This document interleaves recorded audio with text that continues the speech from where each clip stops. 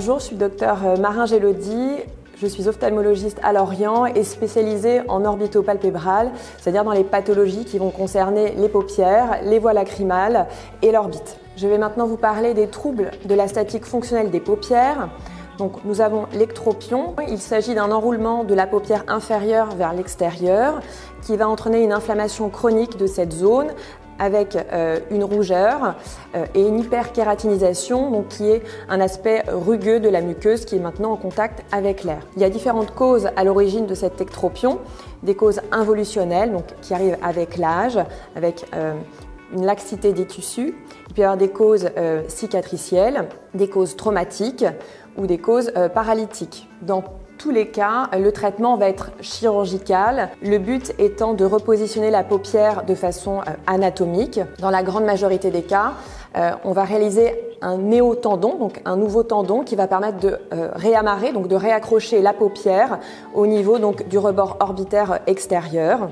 Maintenant, je vais vous parler de l'entropion, qui est l'inverse de l'ectropion. C'est un enroulement vers l'intérieur de la paupière. Nous allons donc avoir les cils qui vont fronter directement contre le globe et qui peuvent entraîner une irritation sur la cornée, donc c'est le hublot de l'œil, entraînant une kératite jusqu'à une ulcération de la cornée. Les causes sont multiples, donc involutionnelles liées à l'âge avec un relâchement tissulaire.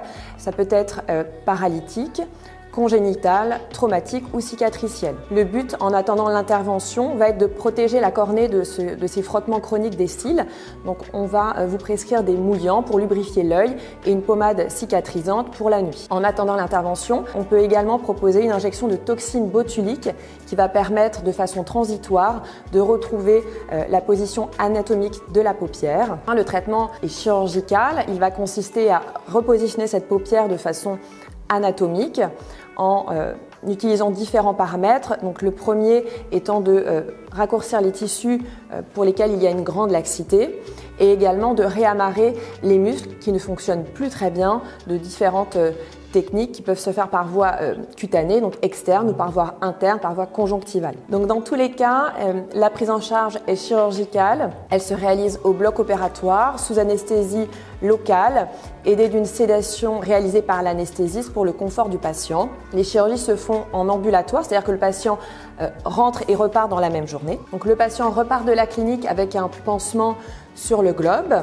Concernant les soins post-opératoires, ils seront à réaliser par le patient directement. Ils consisteront à nettoyer la cicatrice avec du sérum physiologique, puis d'appliquer dessus une crème cicatrisante à base d'antibiotiques et d'anti-inflammatoires. L'aspect définitif est obtenu à 1 mois de l'intervention et à 6 mois, on considère que la cicatrisation est définitive et dans la très grande majorité des cas, les cicatrices sont invisibles parce qu'elles sont cachées directement dans les plis des paupières ou dans les rides qui sont en péri-orbitaire.